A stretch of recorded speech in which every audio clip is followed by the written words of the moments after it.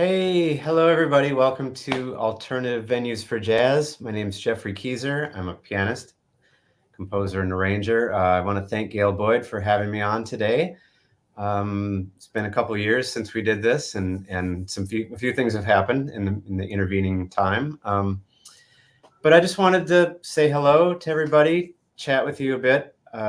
Feel free to pop some questions in the comments if you have any. I can see them here on my screen, so I can address any concerns or comments you might have. But I'm going to start doing the thing that's the most comfortable for me, especially when I'm in front of a camera. I'm kind of talking to a void because I can't see your faces. I wish I could, but I'm just going to play. And then that'll kind of get things going, hopefully. So I'm going to play something that, well, I played a verse, so it may not be obvious, but you'll probably know the tune once I get into the main part of the tune.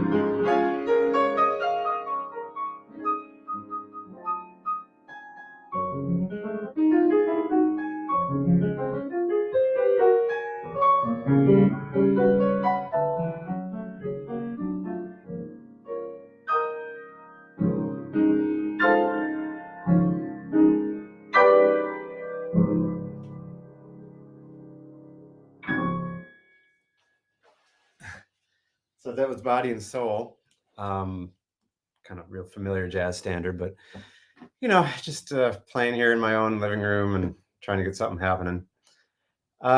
So I have a few questions here I was sort of given as places to start.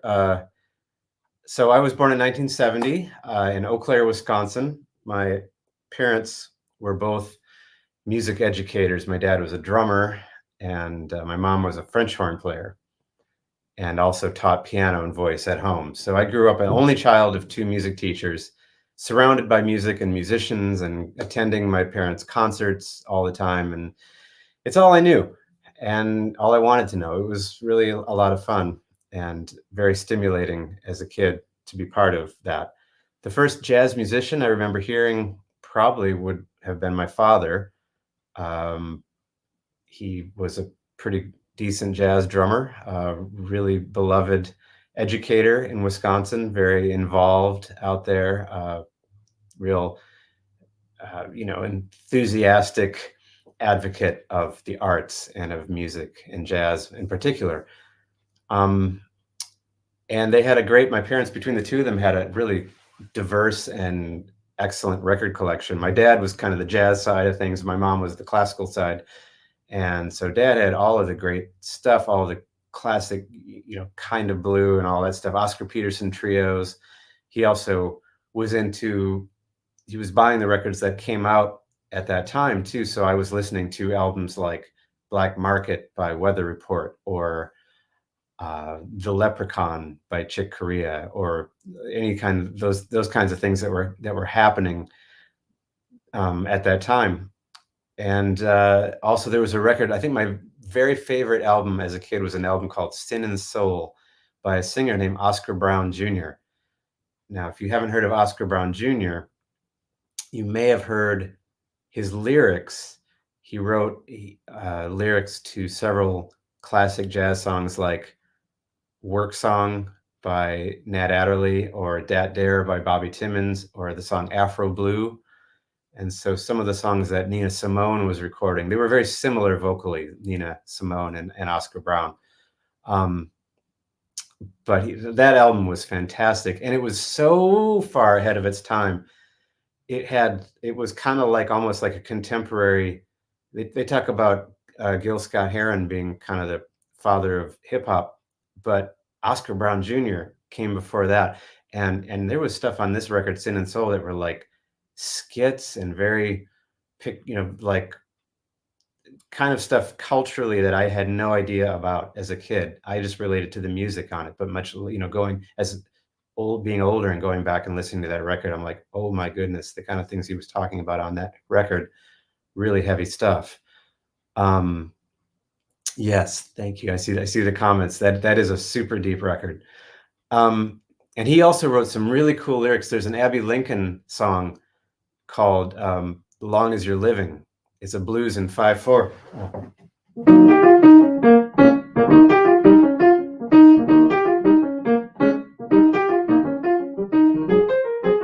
That one is Abbey Lincoln with Max Roach. I can't remember the name of the record, but Oscar Brown wrote those lyrics too. Anyway, that was kind of my early exposure as a kid, and then I started getting into writing music probably around age 5 or 6. I used to make up these little tunes on the piano, and I would ask my dad to come in to write them down for me. And after 3 or 4 times doing that, he said, "That's it, kid. I'm going to teach you to write your own music." So he taught me to notate music and write music and read music. And then I started composing when I was about 10 or 11, something like that, big band music for my dad's student big band ensembles at the university in Eau Claire, Wisconsin. So I say, as a composer, learning how to become a composer, this was before notation software and samples and any of that kind of stuff, sample libraries. So there was nothing like that.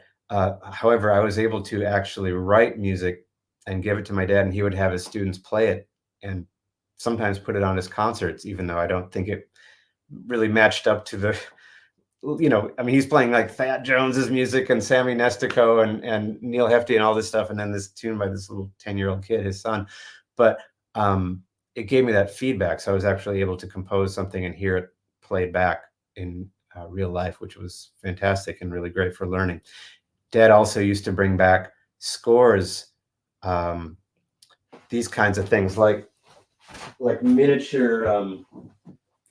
This one here, this one here is like Bartok string quartets, but these little miniature study scores, and they would be annotated with things like here's the first theme, here's the second theme, here's the development, here's where it comes back, that kind of stuff. And I could study these scores like these, or like Beethoven symphonies or Bach organ works, things like that. So I kind of learned how to compose and arrange and orchestrate that way too. And when I was about 13 or 14, I started playing piano. My first instrument was the drum set, but I started playing piano in my dad's band when I was about 14.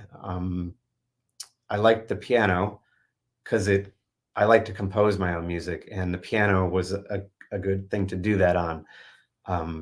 But I think practicing drums gave me a real strong rhythmic sense.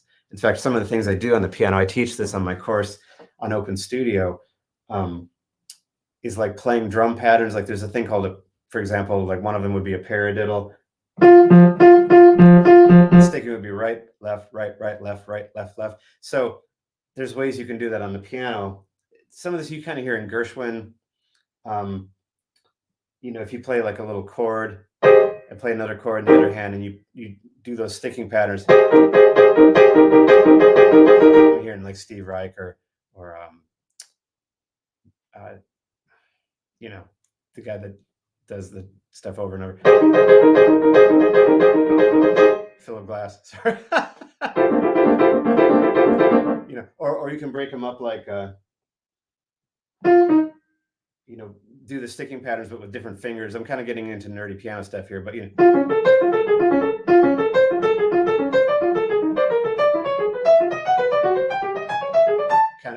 but this is the kind of stuff that Chick Corea would do. He was a drummer too, and he played very percussive things on the piano. And Chick Corea's music really caught me at an early age too. I loved Chick Corea. I loved the Leprechaun. I loved Mad Hatter. I loved the duets with Gary Burton. I loved Return to Forever, all that stuff. And I became aware of other pianists. Thelonious Monk was one of my early favorites. I loved Bud Powell, the genius of Bud Powell. I loved Herbie Hancock. I loved McCoy Tyner. And as a teenager, I started to learn about more and more jazz musicians and more about this art form. And there were some good record stores, like actual physical record stores you could go into, even in my town, in the mall. I remember picking up like Blue Note reissues. A lot of the vinyl reissues of classic Blue Note records started coming out in the 1980s. So this is about the time I was really getting interested in going to the record store, and you'd get like a newly remastered version of any classic Blue Note record, or like Art Blakey and the Jazz Messengers live at the Cafe of Bohemia or live at Birdland, or any of those kinds of things. So I really got into that. And then when Wayne Shorter's Atlantis album came out in 1985, and I was already a Weather Report fan, so I knew that sound, but I didn't know how much of that sound was Wayne versus Zauno. And when Atlantis came out, and I was like, oh, this is like acoustic Weather Report, but even cooler. And that record changed that just blew my mind wide open in terms of the possibilities for arranging and composing and melodic development. Every tune on that record is a symphony. And of course, Wayne later got into symphonic writing, but he was hearing that way already and writing that way. I think the first jazz album I purchased with my own money may have been Kind of Blue, like a reissued version. And I do remember coming home with it. It was shiny, still had, the plastic on it. And I said, Dad, my dad, look, Kind of Blue by Miles Davis. Isn't this great? And he says, yeah, I had that record when it came out. Like he got it in 1959. He said, I was in college. that record blew our minds, you know? And so I think he was very proud that I was getting excited about the same music that he got excited about. And then many of his heroes became my heroes as well. People like Art Blakey and Ray Brown and Oscar Peterson and Miles Davis, and many of them I got to meet and even work with and play with. Um, and so I feel really, really lucky to have grown up in the time I did and to move to New York when I did in 1989, because there were so many of those great musicians were still around. You could go into Bradley's, this club, any given night. Gail, you know what I'm talking about. You were there. And you could look at the bar and it would be just a line of piano players. Cecil Taylor had like a fixed spot on one end. That was his seat, you know, reserved for him. And it'd be like Cedar Walton and Kirk Lightsey and Hilton Ruiz and McCoy Tyner sometimes came in there. Tommy Flanagan. It was Joanne Burkeen would be there hanging out all the time. It was incredible. Harold Mayburn, Ray Bryant, Junior Mance, like anybody that was in town and was either coming there after their gig or just had a night off. They were always there. And man, what an incredible thing to move to a city, such an amazing city like New York, where I only went from, and George Coleman would be in there. I mean, just naming anybody, but to move from a place where these people, these incredible artists were, you know, as growing up, they were just names on albums. They were just people that you thought are not quite human, like something beyond human, bigger than life. And all of a sudden you move to New York and it's like, everybody's here. Everybody lives here, pretty much. I mean, Oscar Peterson lived in Canada and a few other people lived in LA, but for the most part, New York was a very concentrated or concentration of jazz musicians at that time. So I had the fortune of being around that and getting to meet and play with a lot of great people and a lot of my heroes. I have a question here about career goals growing up. It's different now. I didn't go to, I went to 1 year at Berkeley, but then I immediately moved to New York and went on the road, and I'm glad I did. Other things I could have definitely benefited from staying in school, like I didn't get a degree, and I never got a degree, and I think it would be nice to have one now. It's never too late. I could still get one, I suppose. But I didn't think as a kid, I didn't think about career goals. I know that there's a lot of pressure put on young musicians today to not only work on your craft and your art, but also be business people. Oh, you gotta get your social media game together, and you gotta have a brand and all these things, which are real things. And but you know, that takes a lot of energy and a lot of time, and sometimes you spend more time on that kind of stuff than you do actually just honing what your product actually is, what your craft actually is. And it's hard. It's very hard. I understand. But when I was a kid, I didn't have a career goal. I didn't think in those terms. All I knew was I loved this music. I loved this Black American music called jazz. I didn't know anything about the culture it came from.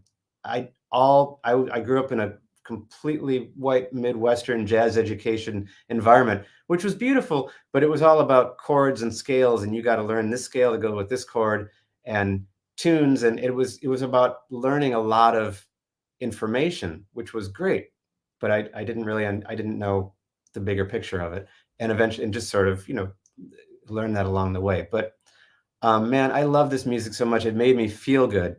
It made me feel good to listen to it. It made me feel good to play it.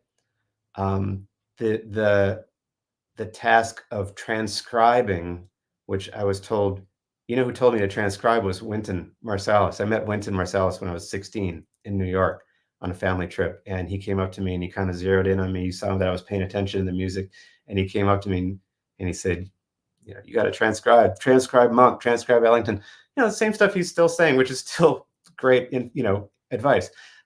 Same stuff I tell my students. This is the music, but the transcribing is like where whether you write it down or you learn it by ear, however you learn. Different people learn different ways, but however you internalize and memorize the music that you're hearing on classic albums. For me, it was writing it down because I'm visual that way. I like to see it. I like to go back to transcriptions I did and look at them and go, what did I miss? Or it's still great or whatever. But that feeling, it was just like, oh, I'm something is being passed down to me, something really beautiful. And I love it. And I still love it. And now I'm going back and listening to records that I listened to as a teenager. And I'm hearing things like just yesterday, I was listening to the album Thelonious Monk Plays Duke Ellington, which is a deep record recorded in 1955 with Oscar Pettiford on bass and Kenny Clarke on drums. And I loved that record as a kid, but man, I was listening to it driving back and forth to the city yesterday. I live an hour north of New York City, but man, I listened to it 3 times. And Oscar Pettiford is he's like co-composing along with Monk. Like every note is just like the best note, and every figure he plays is it's like a beautiful composition. So it's making me want to go back, and I transcribed some of that record as a kid, but it's making me want to go back and re-transcribe it, and really, because my ears have gotten better over the years. They've developed, and I can hear more details than I used to be able to hear. Anyway, it's exciting now. It's like, just to get excited or re-excited about music you heard as a kid, and this music can nourish you for your whole life.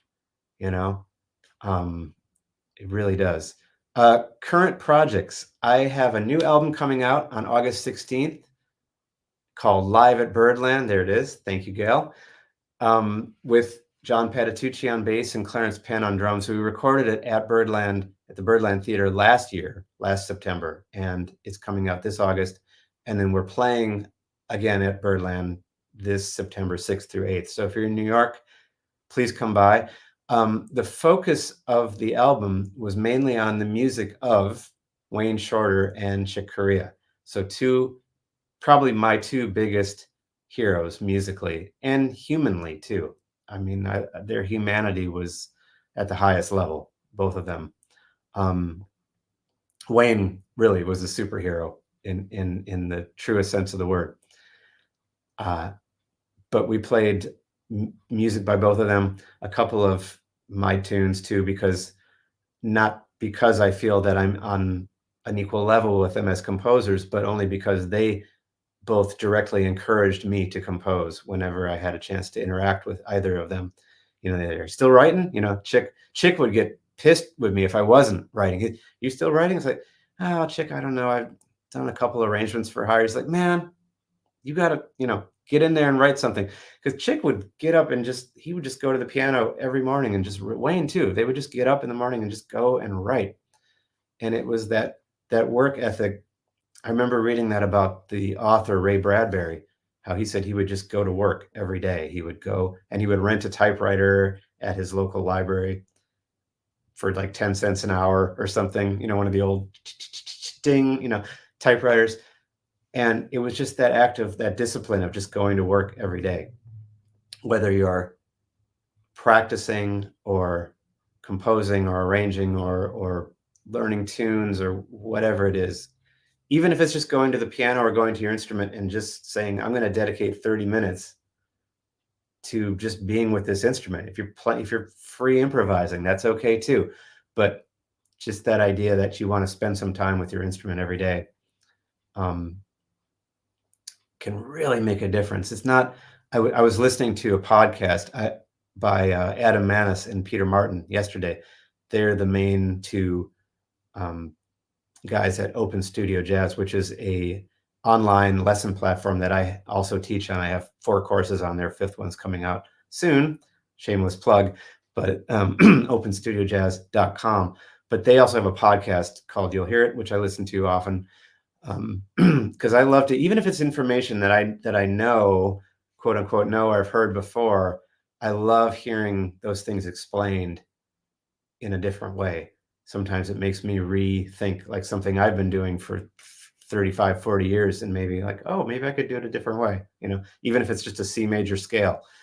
But they were talking about how for some students of this music, whether be it beginners, amateur, semi-pro, kids in degree programs, any level of student, that there's so much information available online and everywhere else. It's kind of like an information overload. And at some point you have to go, okay, I think I have enough information to play this music. So let me just get to playing it, and this idea that more information is going to make you a better player. At some point, you have to kind of go, okay, maybe I've got enough to work with. I've got enough spices in the cupboard. I've got enough things in the fridge. I can come up with something. Um, so, if I had advice to young musicians, because I know that it can be so overwhelming with, not only, like I said, not only trying to develop your playing and shed and get out on the scene and all that and meet people and all that. And then there's this whole thing about having to be a business person on top of that, which is just, it can be a bit overwhelming. It's a lot of work. And then throw a couple of kids into the mix when you're a bit older like me. And it's like, how am I going to do all this? I don't have a booking agent or a manager at the moment.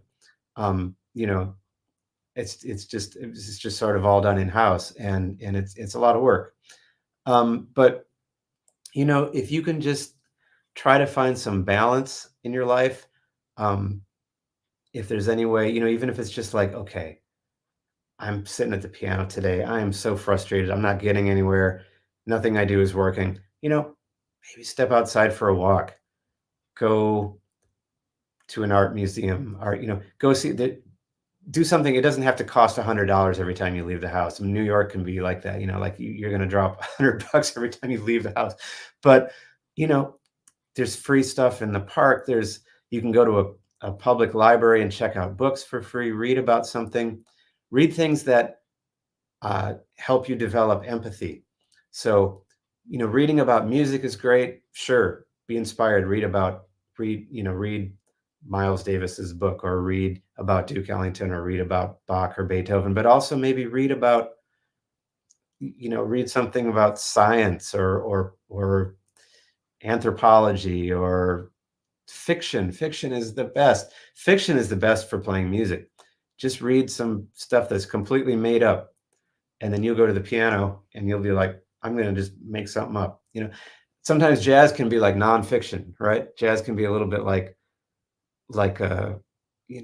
quoting passages from some kind of science textbook or something, but it should be more fiction than nonfiction, I think. So yeah, I don't know what else to tell you, except I know I have 2 minutes left, so I'm going to play. So I think that's the best thing I could do at this point. But thank you so much for joining. Thank you for letting me ramble on into my camera. If anyone is watching or listening, I really appreciate you being here. Thank you for supporting Gail Boyd and the incredible work she's doing, both behind the camera here and in the industry. She's a veteran of the industry, manages many of my colleagues and friends, and she's out here just doing incredible work. So thank you, Gail, for everything you do for us. I'm going to just play a quick tune. I don't even know what it's going to be. It's going to be a blues. Bags Groove.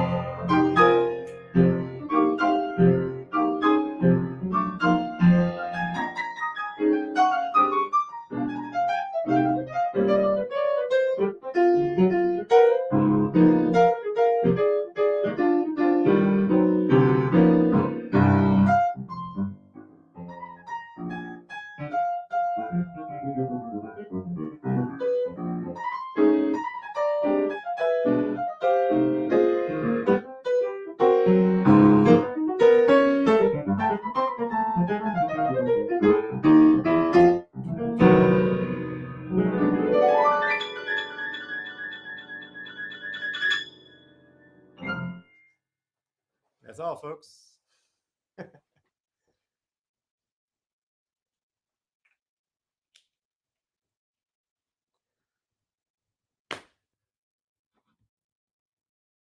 All right, I'm out.